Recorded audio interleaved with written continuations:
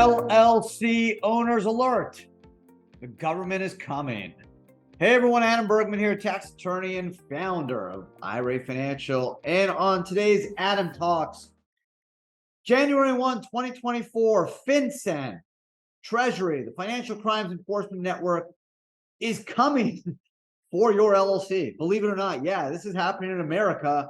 This podcast will discuss that how every beneficial owner of an LLC, anyone who owns more than 25% of an LLC or has some control over an LLC, will have to report their beneficial ownership to FinCEN and ultimately to the IRS.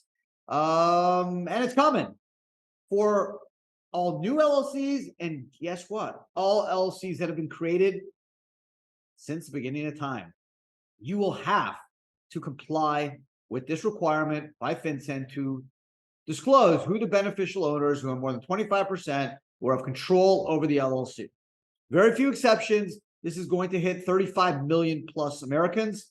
This is a big reach by Treasury and ultimately the IRS to learn more about who we are and what we own. So that is a summary of today's podcast. The podcast is going to go into detail about the Corporate Transparency Act, the CTA, which is set to go into effect January 1, 2024.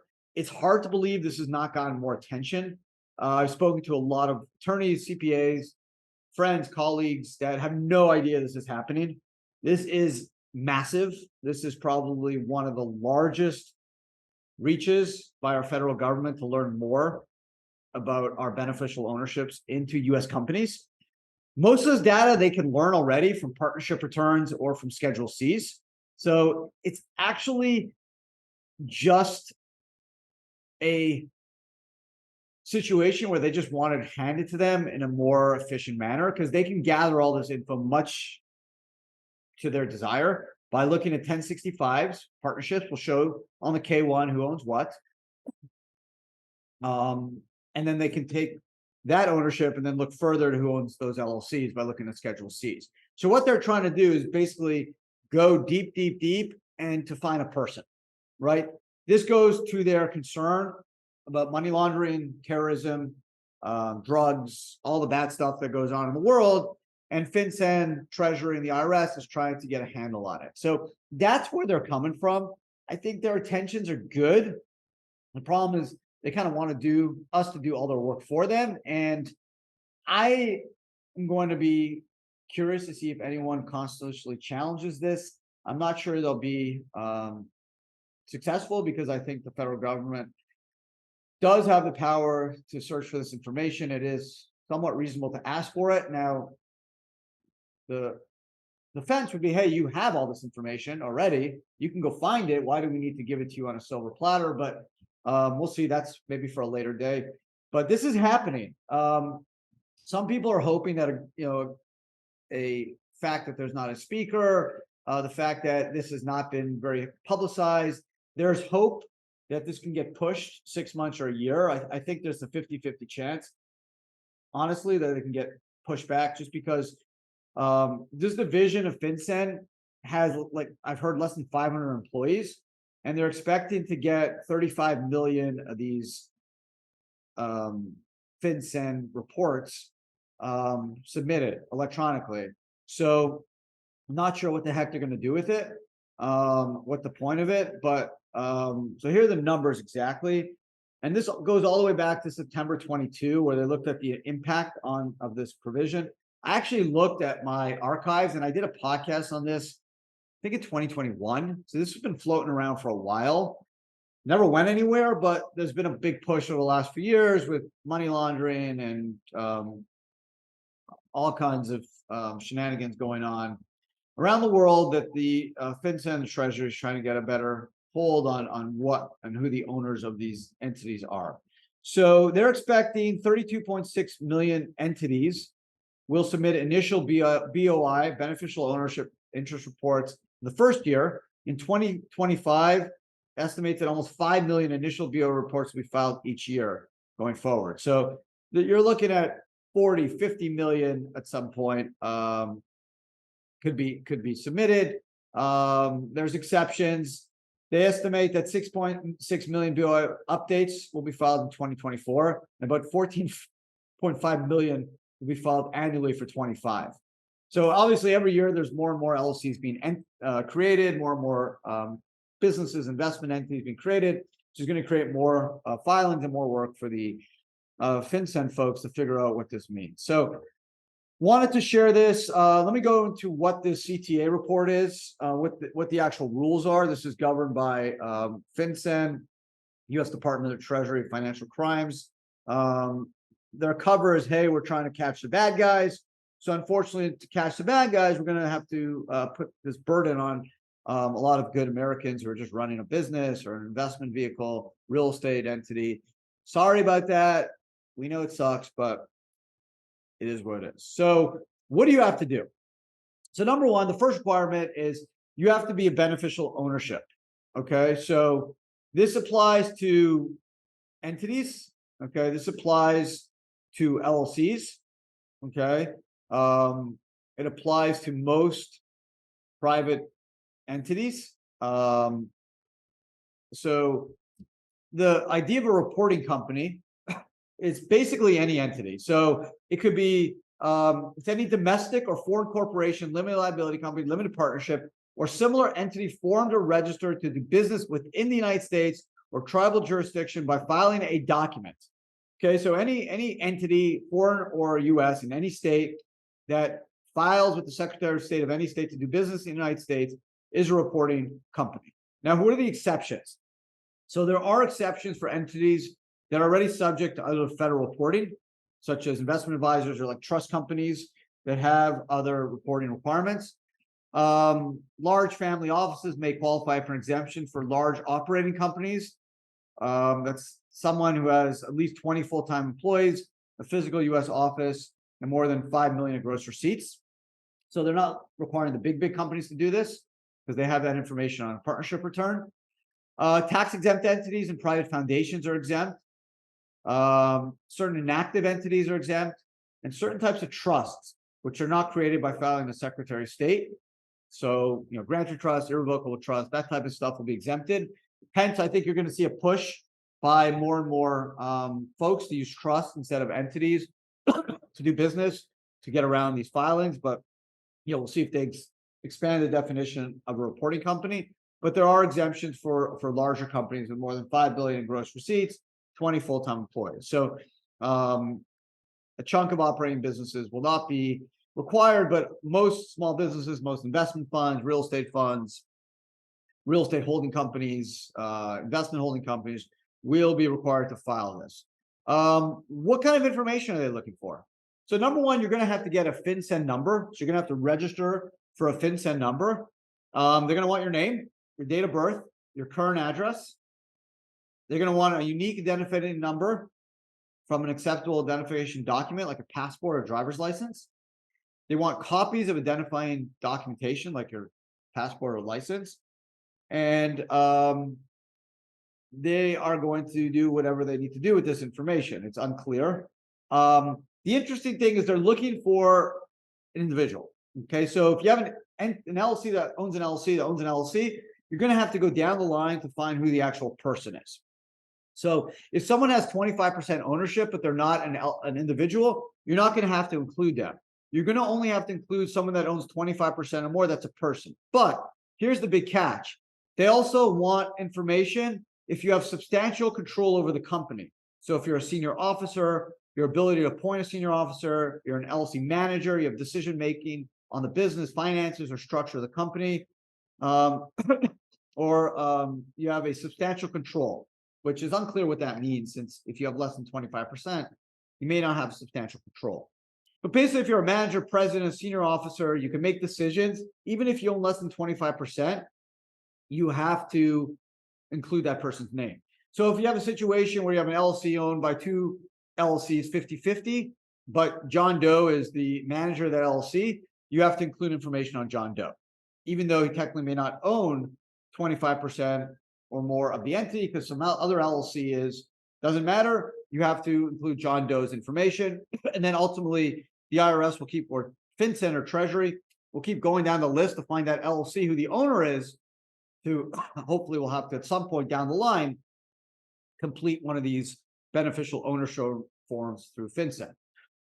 Excuse me. If you have an example like LLC A is owned by LLC B, LLC B is owned by LLC C, LLC C is owned by LLC D, and LLC D is owned by Adam Bergman, ultimately Adam Bergman's going to need to disclose my ownership to LLC D. And if FinCEN has that, they know who owns LLC D, they're going to be, or E, they're going to be able to know who owns D, C, A, and B. So they're just trying to put the puzzle together. They have most of this information through Schedule Cs. They're concerned that if there's foreign ownership, they may not have it, they may not be filing tax returns, and they want it. Again, their intent is positive, right? We all want to stop bad people, terrorists, drug dealers, criminals from doing business in the United States. We want to protect our families, our children. We want to protect the US system. I get it. Is this an overreach? I don't know. We'll see what the courts say. They're basically asking us to do their work for them. Is it a big burden? Yeah, I mean, you have to get a FinCEN number. It's kind of a pain. There's big penalties if you fail to comply. People are going to screw up. They're not going to understand the rules. This has not been publicized. The good news is for IRA LLCs, for checkbook controls, IRA Financial will do this work. So even if you have an IRA that owns the LLC, the IRA technically is not a beneficial owner that it is required to submit a FinCEN beneficial ownership report. But the manager, since the manager is a person and the manager has authority over that LLC, the manager will. So IRA Financial as a service, we will be handling this for our clients. It's going to take working with our clients because if there's an address change, things happen. You have to change managers, change your address. You have to update within 90 days. You have to update. Actually, it'll be within 30 days, but initially it's going to be within 90. We're going to have to update information. And again, the IRS, FinCEN, Treasury is going to want to know. They say FinCEN is required by law to maintain the BOI in a secure, non-public database with high levels of protection. We've seen what happens to the IRS when there's folks that want to get this information out there. But federal agencies will have access to the BOI for national security, intelligence, or law enforcement. State, local, tribal law enforcement agency will also have access. Failure to comply. What happens if you screw up? $500 a day up to $10,000 and imprisonment for up to 2 years. So this is not a joke. Okay. The money is not grave, up to 10K, $500 a day. But if they, I guess, find that there's egregious failure, intent, 2 years in jail, up to 2 years. So no joke here. And I'm shocked again that this is not more widely publicized. I've barely read anything about it in the Wall Street Journal or other, mainstream media sources. Even online, social media, there's really no discussion about this. I, in fact, spoke to a member of Congress who's not on the Ways and Means Committee, but he's a member of Congress, and he really wasn't aware of this either. Because I wanted to ask him what his thoughts were in terms of overreach. He's more of a libertarian type member of Congress. He actually didn't even know this was in play, and he was going to learn more about it. But because he's like, hey, I own LLCs, I got to know about this stuff. So again, there are some exemptions for larger companies or companies that are inactive. I can see more people going to trusts, trying to get out of this. Listen, I know there's a lot of people that value their privacy. I get it. Government is not perfect. There's some bad actors in government. Government starts off with programs that have good intents, and then we all know what happens. It metastasizes into a cancer. I get why people want to protect their information, their data. There's breaches. So all I can say is, again, the IRS, Treasury, and have a lot of this info if they want it. If someone wants to audit Adam Bergman, they'll be able to find out what I own. Okay.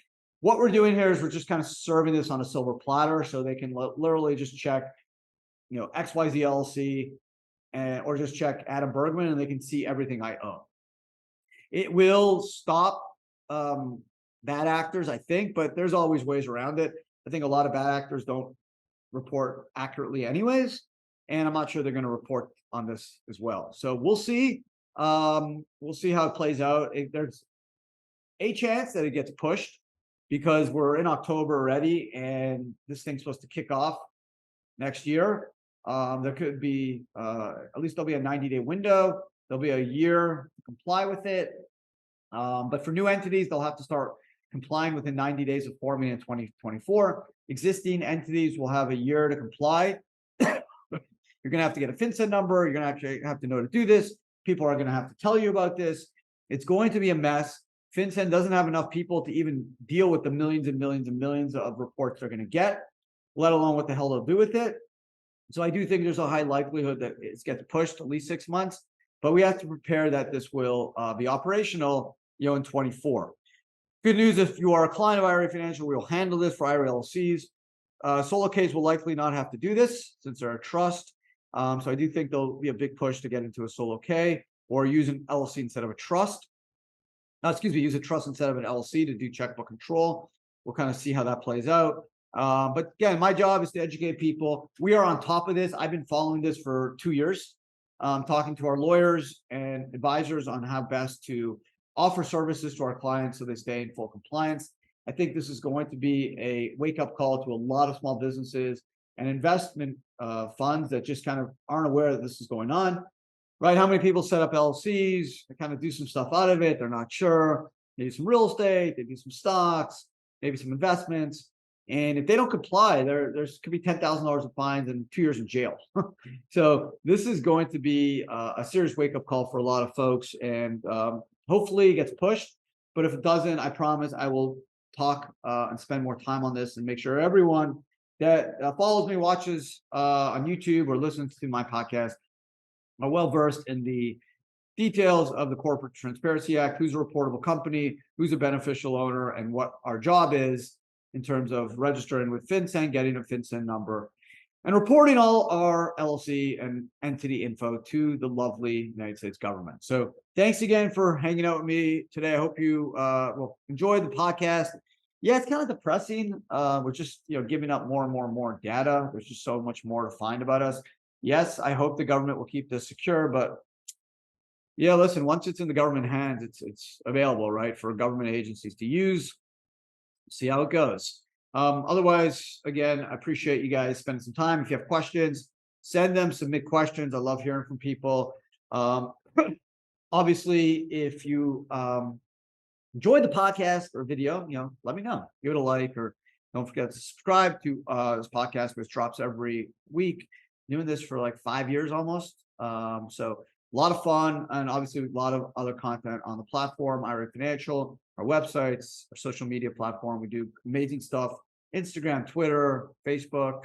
Gonna get into TikTok. We're gonna start doing some TikTok. Have some younger clients that are asking for TikTok. So I think we're gonna make a push there as well, but really focused on YouTube, because the idea is to give more long form content, videos, podcasts, so people can digest, understand the rules, and hopefully ask some questions. So again, thanks for hanging out. Have an amazing day, and I'll see everyone next week.